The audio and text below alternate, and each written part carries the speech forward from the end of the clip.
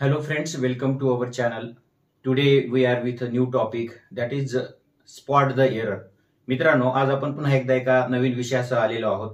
Your exams are approaching faster and you have only 1 month in your hand. मित्रांनो, तुमच्या हातामध्ये आता फक्त 1 महिना बाकी आहे आणि या एका महिन्यामध्ये आपल्याला कसे अधिकाधिक मार्क मिळवता येतील हे पाहणं आवश्यक आहे. मित्रांनो, इंग्रजीच्या पेपरमध्ये तुम्हाला क्वेश्चन नंबर फर्स्ट B2 मध्ये तुम्हाला स्पॉट द एरर हा प्रश्न विचारला जातो.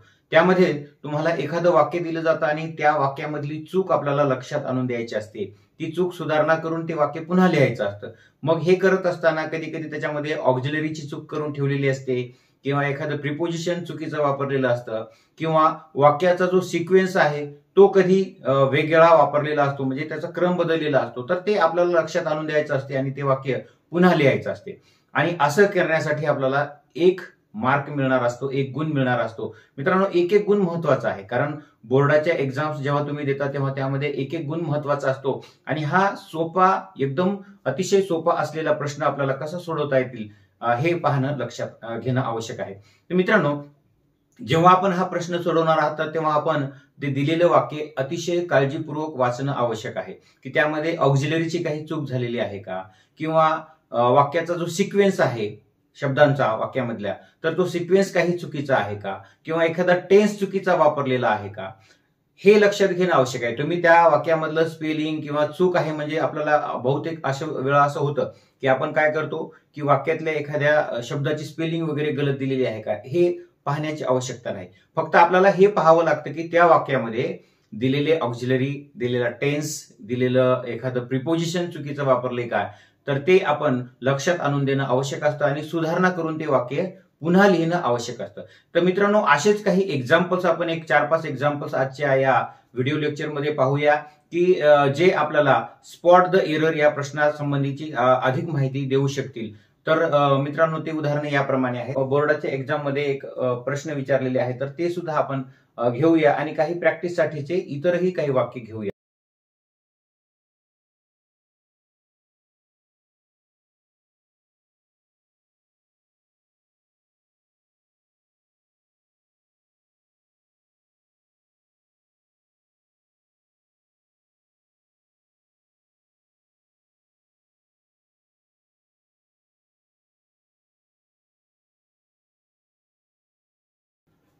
मित्रांनो, स्पॉट द एरर या संबंधीची आपण आता काही 4-5 उदाहरणं पाहूया. यातील काही उदाहरणं ही मागील बोर्डाच्या प्रश्नामध्ये विचारलेली प्रश्नपत्रिकेतील उदाहरणं आहेत आणि काही मी स्वतः तयार केलेली उदाहरणं आहेत.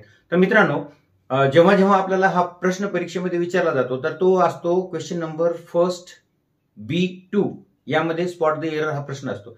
तर त्यामध्ये एक वाक्य दिलेलं असते आणि त्या वाक्यामध्ये कुठेतरी चूक असते आणि ती चूक आपल्याला ओळखायची असते आणि दुरुस्त करून वाक्य प्रश्न उत्तरपत्रिकेमध्ये आपल्याला लिहिणं अपेक्षित असते. तर मित्रांनो, आता आपण काही एक्झाम्पल पाहूया. आता पहा, पहिलं, a boy are eating an apple. आता मित्रांनो, तुम्हाला चूक लक्षात आलेली असेल की अ बॉय म्हणजे सिंग्युलर नाऊन आहे आणि सिंग्युलर नाऊन असताना आपल्याला सिंग्युलर ऑक्झिलरी घेणं आवश्यक आहे. तर इथं आर आलेलं आहे. मग असं करताना आपण ते वाक्य पूर्ण लिहायचंय आणि ती चूक निदर्शनात आणण्यासाठी त्याला अंडरलाईन करायचं आणि दुरुस्त केलेलं वाक्य पुन्हा लिहायचंय. म्हणून हे वाक्य असं लिहायचंय, a boy is eating an apple. तर हे झालं दुरुस्ती केलेलं वाक्य.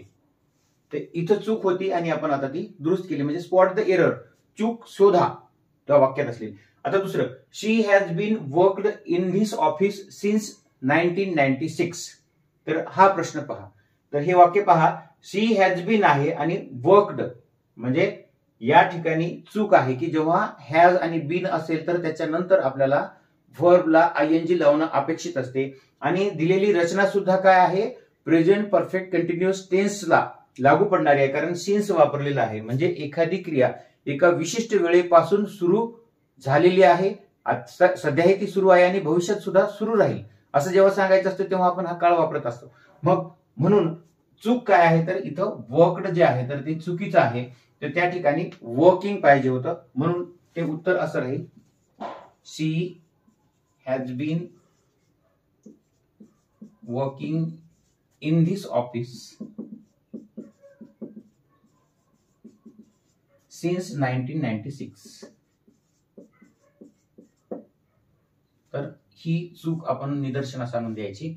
त्यानंतर आता पुन्हा एक example, the children in the park was playing hide and sick. पुन्हा आपण वाक्य वाचल्यानंतर पुन्हा आपल्या लक्षात येईल की इथं चिल्ड्रन हे प्लुरल नाउन आहे आणि प्लुरल नाउन नुसार आपल्याला जो व्हर्ब आहे, ज्याला आपण सब्जेक्ट व्हर्ब ऍग्रीमेंट, तो लक्षात घेणं आवश्यक आहे की जेव्हा चिल्ड्रन आहे तर तिकडे येणारे जे ऑक्झिलरी आहेत त्यानुसार असायला पाहिजेत, पण इथं वॉज वापरलेला आहे. मग चूक इथं आहे. तर ते वाक्य कसं असायला पाहिजे, the children in the park were playing hide and seek. म्हणून या ठिकाणी आपण वेअर घेणं आवश्यक आहे. The children in the park were playing hide and sick.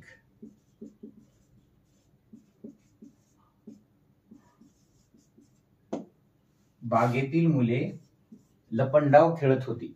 तर इथं होता होते, पण होते अनेक वचनी नाव नसल्यामुळं म्हणून आपण इकडे वाच्याऐवजी वेअर घेणं आवश्यक आहे.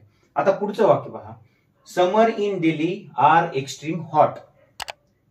समर हे सिंग्युलर नाउन आहे आणि इथं जे व्हर्ब आहे तर ते प्लुरल वापरलेलं आहे, म्हणून इथं काय यायला पाहिजे, इज यायला पाहिजे. Summer in Delhi is extreme hot.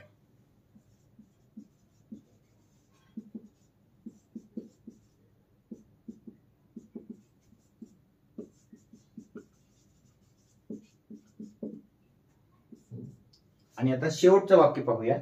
हे सुद्धा बोर्डाच्या परीक्षेत विचारलेलंच वाक्य आहे. Susan give me a real nice bouquet of flowers.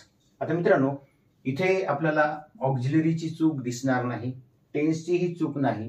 मग काय चूक आहे, तर या ठिकाणी चूक केलेली आहे ती आहे की ऍडजेक्टिव्ह जे वापरलेलं आहे तर ते ऍडजेक्टिव्ह एका चुकीच्या ठिकाणी वापरले. तर ते कसं, तर रिअल आणि नाईस हे एका पाठोपाठ आलेले दोन ऍडजेक्टिव्ह आहेत. तर ते दोन ऍडजेक्टिव्ह एका पाठोपाठ येत नाहीत, कारण ते ज्या नाउन साठी वापरलेले आहे तर त्याच्या अगोदर येणं अपेक्षित आहे. म्हणून जे रिअल आहे तर ते कुठे यायला पाहिजे, Susan give me a nice bouquet of real flowers.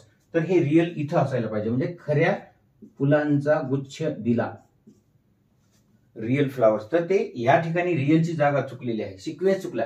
जसं मी अगोदर तुम्हाला सांगितलं होतं की कधी कधी वाक्यातील जे शब्द आहेत तर त्या शब्दांचा सिक्वेन्स सुद्धा कधी कधी चेंज केलेला असतो. म्हणून हे वाक्य कसं असेल, Susan give me a nice bouquet of real flowers असं असायला पाहिजे, आणि ते या ठिकाणी त्याचा क्रम चुकीलेला आहे. तर मित्रांनो, ह्याप्रमाणे आपल्याला बोर्डाची तयारी करताना या छोट्या छोट्या गोष्टी माहीत असणं आवश्यक आहे. त्याची तयारी आपण कशी करायची आणि एक एक मार्क आपण आपल्या कसा वाढवायचा आपल्या टोटलमध्ये, तर हे आपल्याला आवश्यक आहे. त्यासाठी प्रयत्न करणं आवश्यक आहे. तर हा एकदम सोपा, तुलनेने एकदम सोपा, सोडवायला सोपा असलेला प्रश्न आहे आणि तो आपण निश्चितच योग्य पद्धतीने सोडवाल आणि त्याचा मार्क आपण जाऊ देणार नाही, ही अशी अपेक्षा करायला काही हरकत नाही. यासारख्याच वेगवेगळ्या व्हिडिओसाठी आपण चॅनल सबस्क्राईब करायला विसरू नका. भविष्यातही आपण असेच वेगवेगळे व्हिडिओज घेऊन येणार आहोत. मित्रांनो, अशा प्रकारचा प्रश्न वेगवेगळ्या स्पर्धा परीक्षेमध्ये सुद्धा विचारला जातो. म्हणून केवळ 10वी किंवा 12वीच्या विद्यार्थ्यांसाठीच नाही तर स्पर्धा परीक्षेची तयारी करणाऱ्या विद्यार्थ्यांसाठी सुद्धा आजचा हा जो व्हिडिओ लेक्चर आहे तर ते महत्वपूर्ण आहे. पुन्हा भेटूया एका नवीन विषयासह. तोपर्यंत keep learning, keep growing. Thank you.